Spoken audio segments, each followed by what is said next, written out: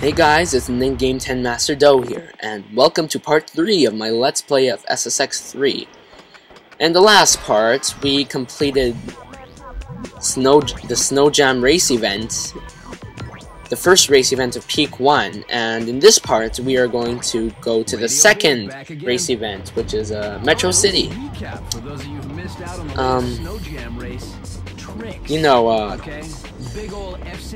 You see that little mail icon in the corner? That means you got a message, and I'll be covering messages later, but basically they're messages from other players. It's a text message, and they have no value. The only value is that they might be an alert of other players getting a higher score on you at some point.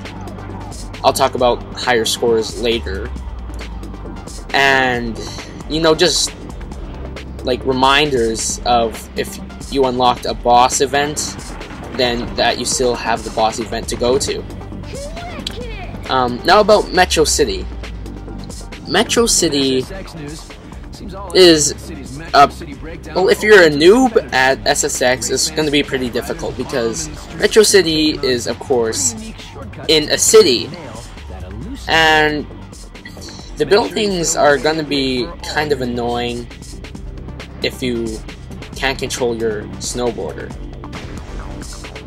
Also, this track really relies on going on rails, so if you can't land the rails, then you might be a bit screwed over.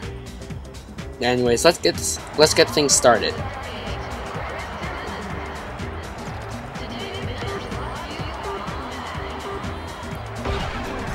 I have to tell you, Metro City looks great, and I mean fantastic.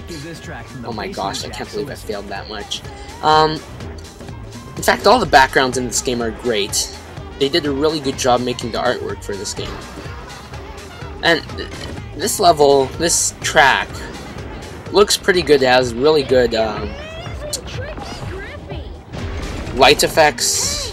The only downside is that buildings are just that kind of plain. It's just textures over a big, gigantic rectangle. That's all it is. I'm doing pretty badly right now.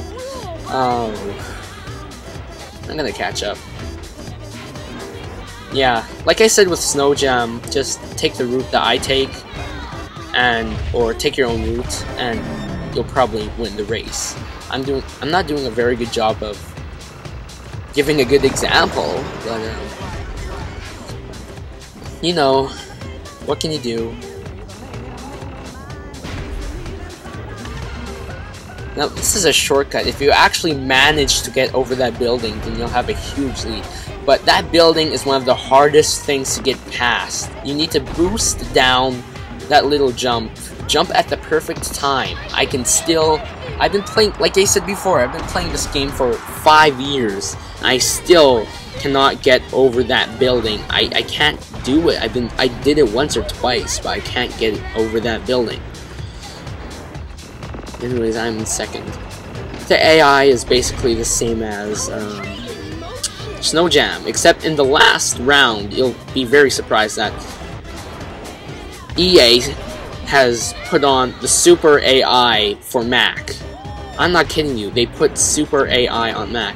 And the Super AI is a feature on the quick play mode of this game, which is from the main menu. And Super AI is like the super hard, intense difficulty of this game. Anyways, they put Super AI on Mac, which is going to be really hard for newbie players. In fact, I barely just beat him. Oh, and there, what you saw was a weird kind of Easter egg-ish thing that EA put in the game. It's called Warp Portal Booth. And what you want to do is you want to ride into the front of it, and it'll warp you 10% ahead of the track. It's really weird, it's really strange. I think the creators added it in as a last thought. But yeah, that's how you basically get to the portal. You jump from there. It's kind of hard to land it, but if you do land it, make sure you hit the booth. If you don't and you hit the wall, then it just respawns you like a few percentages back and you lose all your speed, and it's just horrible. Anyways, on to the next round. As you saw in the last round, I got in first place, so of course I'm in the next heat. There's really not that much else to say about this track, except that it's a bit difficult for a beginner's track. Of course, it's pretty easy if you're a pro, or at least at pro stats, and there's big air. And really, Mercury City of SSX and SSX Tricky were probably like the models for this track. I mean, there's some similar parts of this track that were in Mercury City, but otherwise this is just the SSX3 original.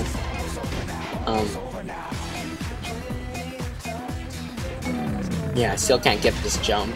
Although I did a pretty good job of curving it. That's the best thing you can do at that jump, is curving it, and then you ended up on the track. Oh,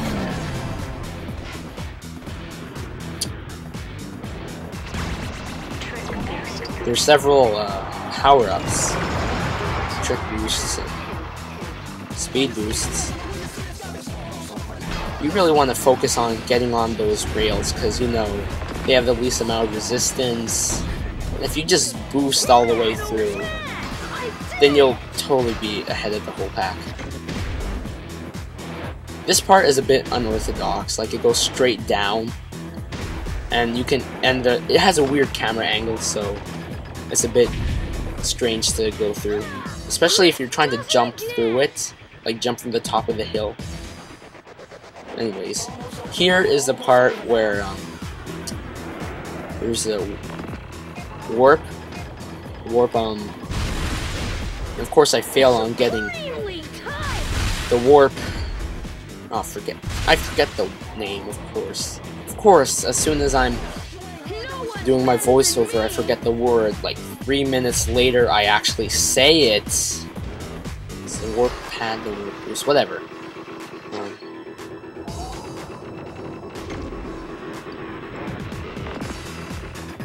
Just keep on going.